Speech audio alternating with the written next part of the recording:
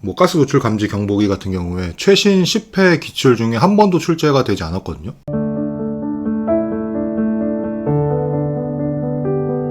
네, 안녕하세요. 화공안전연구소의 홍프로입니다. 오늘은 2022년 화공안전기술사 예상문제 그 두 번째 시간입니다. 첫 번째 시간에서는 코샤 MS에 대해서 조금 설명을 해드렸는데요. 두 번째 같은 경우에는 제가 선택한 주제는 가스 누출 감지 경보기 설치 및 유지 보수에 관한 기술 지침, 이거에 대해서 좀 설명을 드리려고 합니다. 이 코샤 가이드, 가스 노출 감지 경보기 같은 경우에 최신 10회 기출 중에 한 번도 출제가 되지 않았거든요. 그리고 이제 이 가이드를 설명하면서 코샤 가이드를 조금 대략적으로 어떻게 봐야 되는지 또 한번 같이 좀 설명을 드리면 좋을 것 같아서 이 주제를 설정을 했습니다. 그러면 이제 좀 디테일한 사항을 좀 말씀드리기 전에 제가 일단 최신 기출문제 10회 정도를 분석을 좀 했거든요. 그거를 좀 간략하게 설명을 드리고 이 부분을 조금 설명을 드리도록 하겠습니다. 일단은 코샤 같은 경우에 40%가 출제가 됐어요. 그리고 산업안전보건법에서 19%, 그리고 다른 법에서 10%, 그리고 기타 31%.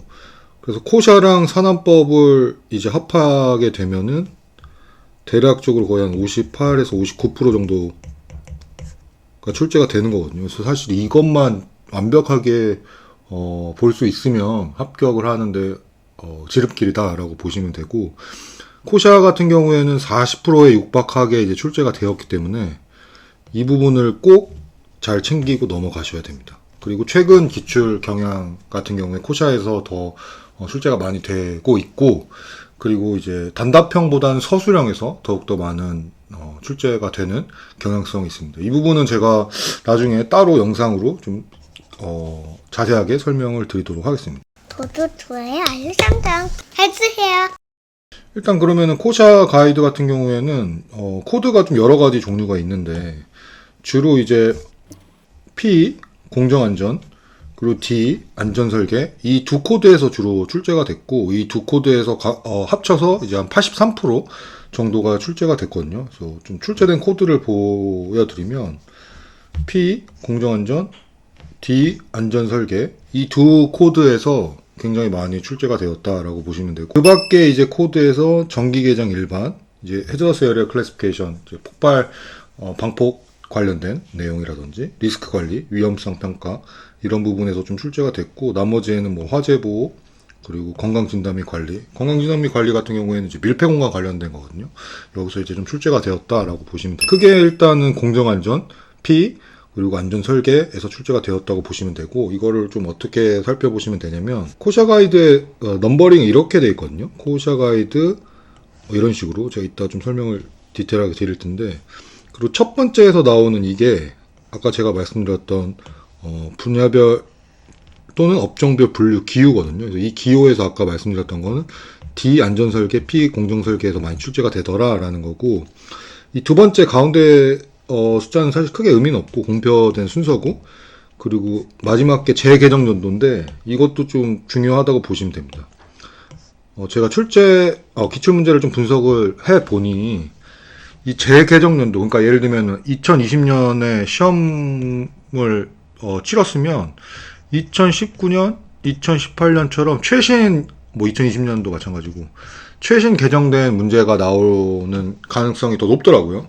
그러니까 기출을 좀 분석을 하다 보면 이런 경향성도 좀 보시면 될 것 같아요. 최근에 제정이 된 코샤 가이드 같은 경우에는 좀 출제될 가능성이 높다라고 보시면 좋을 것 같습니다. 분류코드는 이렇게 다양해요. 코샤 지금 산업안전공단 홈페이지에서 제가 지금 가져온 건데, 분류코드가 엄청 많죠. 아까 거기서 이제 보여드리면 공정안전 지침 P라든지 D 안전설계 지침, 여기 두 개서 많이 나온다고 보시면 됩니다. 그러면은 일단 오늘 볼 코드는 P166의 2020년입니다. 그 말은 뭐냐면 P 공정안전 지침, 그리고 2020년에 개정된 내용이고, 가스 노출 감지 경보기 설치 및 유지 보수에 관련된 코샤 코드입니다. 그래서 이게 2020년에 개정이 되어서 사실 2021년 혹은 2022년 시험에 출제될 가능성이 굉장히 높다고 봅니다. 개인적으로는요. 그리고 이게 10회 기출 동안 한 번도 출제가 안 됐어요. 그래서 제가 봤을 때는 출제 가능성이 굉장히 높지 않나 싶습니다. 그래서 이거를 좀 분석을 해보니 제가 생각했을 때 출제 가능성이 제일 높은 문제는 구독, 좋아요, 알림 설정 해주세요. 이게 코샤 가이드 같은 경우는 어떤 식으로 출제되냐면 이렇게 소제목이 문제로 출제되는 경우가 굉장히 많거든요. 그래서 가장 제 생각에는 출제 확률이 높은 여기서 만약에 출제가 된다면 가스 누출 감지 경보기의 설치 장소 및 배치 기준에 대해서 설명하시오 이런 식으로 나올 가능성이 굉장히 큽니다. 그러면 섹션 4-1이랑 이 4-2를 요약해서 설명을 하셔야 되거든요. 사실 이게 뭐냐면 어떠한 장소에 가스 누출 감지 경보기를 설치해야 되냐라는 내용이거든요.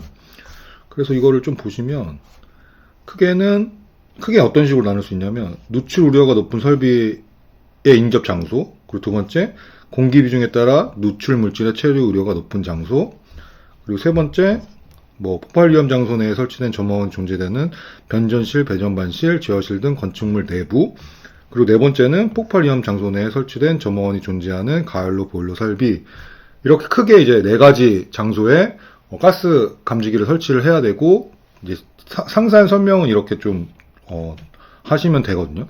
그리고 이제 4.2의 내용이 뭐냐면은 예로 들어서 1항의 장소에서 인접한 곳은 1개 이상을 설치해야 되는데, 다만 다 같은 경우에는 바닥면 둘레 10m마다 1개 이상의 비율로 계산한 수, 이런 식으로. 예를 들면 그러면 이 누출 우려가 높은 설비 같은 경우에는 1개 이상 설치를 해야 되고, 대신 다 같은 경우에는 바닥면 둘레 10m마다 1개 이상을 설치를 해야 된다라고 보시면 됩니다. 그래서 어쨌든 이 부분이 가장 출제 가능성이 높거든요. 이 코드 내에서는. 그리고 두 번째로 좀 출제가 혹시 만약에 된다면, 두 번째는 섹션 6.1에 인화성 가스 누출 감지기의 경보 설정, 독성 가스 누출 감지 경보기의 경보 설정에 관한 내용이 있어요. 이게 뭐냐면은 셋 포인트를 가스 노출 감지 경보기의 셋 포인트를 어떻게 해가지고, 예를 들면 인화성 가스 노출 감지 경보기 같은 경우에는 LFL의 25%에서 이제 경보가 발생할 수 있도록, 그리고 하이하이 같은 경우에는 50%, 이런 식으로 경보 설정되는 값에 대해서 물어볼 수 있는 문제가 나올 수 있고, 아까 제가 설명드렸던 설치 기준보다는 조금 확률적으로는 좀 떨어지고요. 그리고 독성 가스 누출 감지 경보기 같은 경우에는 이런 식으로 이 순서에 따라서 감지 경보를 설정을 해야 된다. 근데 일반적으로는 ERP2에서 대부분 끝나는 것 같습니다. ERP2가 없으면은 AEGL2, PAC2 이런 식으로 쭉쭉 순서대로 이렇게 경보를 설정을 하고, 만약에 TLVC 값이 존재하는 독성 물질 같은 경우에는 이 값을 예를 들면 ERP2랑 비교를 해가지고 독성치가 더 낮은 값으로 경보를 설정한다라고 보시면 됩니다. 이걸 좀 마인드맵으로 이렇게 그려봤어요. 그래서 출제가 될 가능성이 가장 높은 거는, 다시 한번 설명드리면 가스 누출 감지 경보기의 배치 기준 및 그 개수에 대해 설명하시오, 약간 이런 식으로 출제가 될 수 있고요. 그런 식으로 출제가 되면 답을 이렇게 써야 돼요. 첫 번째 누출 우려가 높은 설비 인접 장소 해가지고 그거는 이렇게 5가지가 있을 테고요. 그리고 이 같은 경우에는 1개 이상 설치를 해야 되는데, 다만 현저한 발열 또는 부가적인 2차 반응이 가능성이 높은 반응 설비 같은 경우에는 바닥면 둘레 10m마다 1개 이상을 설치를 해야 됩니다. 그 예는 이렇게 보시면 되고요. 반응 폭주가 좀 잘 일어날 수 있는 설비라고 보시면 됩니다. 그리고 두 번째 같은 경우에는 공기 비중에 따라 누출 물질 체류가 우려가 높은 장소, 그리고 이거 같은 경우에는 건축물 밖일 경우에 20m마다 1개, 그리고 건축물 내 같은 경우에는 10m마다 1개, 이런 식으로 보시면 되고, 폭발 위험 장소 내 점화원이 존재하는 변전실, 배전반실, 서브스테이션 등 건축물 내부는 1개 이상 설치를 해야 되고, 폭발 위험 장소 내 가열로, 보일러 등의 설비 같은 경우에는 바닥면 둘레 20m마다 1개 이렇게 설치를 해야 됩니다. 그래서 이게 사실 만약에 이 코샤 코드 혹은 가스 누출 감지 경보기에서 만약에 출제가 된다면 이 부분이 가장 높은 확률로 출제가 될 것으로 예상이 됩니다. 그리고 두 번째, 세 번째 같은 경우에는 아까 말씀드렸던 것처럼 경보 설정 관련된 내용에서도 좀 출제가 가능하지 않을까라고 개인적으로는 생각을 하고 있습니다. 지금 저희가 일단은 얘기를 했던 게 가스 누출 감지기에 대해서 사실 설명을 드렸거든요. 그러면 이제 가스 누출 감지기하고 화재 감지기가 어떤 식으로 좀 차이가 있냐에 대해서 좀 설명을 드리려고 하는데요. 큰 틀에서만 좀 설명을 드리려고 합니다. 그래서 이런 그림 같은 경우에는 황원영 기술사 만약에 시험 보실 때 그려주시면 굉장히 좋거든요.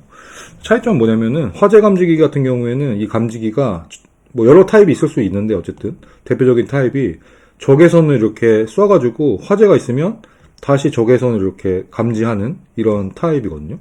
적외선을 통해서 화재를 감지를 하고요. 감지기의 성능이 사실 굉장히 중요합니다. 근데 이제 가스 누출 감지기는 어떤 식으로 좀 운영이 되냐면 이렇게 가스가 예를 들면은 뭐 이런 베스에서 가스가 누출이 되면은 이 가스 클라우드가 이렇게 뭐 LFL 클라우드가 이렇게 형성이 되고 이렇게 뭐 25% LFL이 형성이 되면 이 가스가 움직이는 이제 가스가 이제 감지기에 접촉할 경우에는 가스가 이제 감지가 되는 거거든요. 그래서 화재 감지기랑은 조금 성향이 다르다고 보시면 됩니다.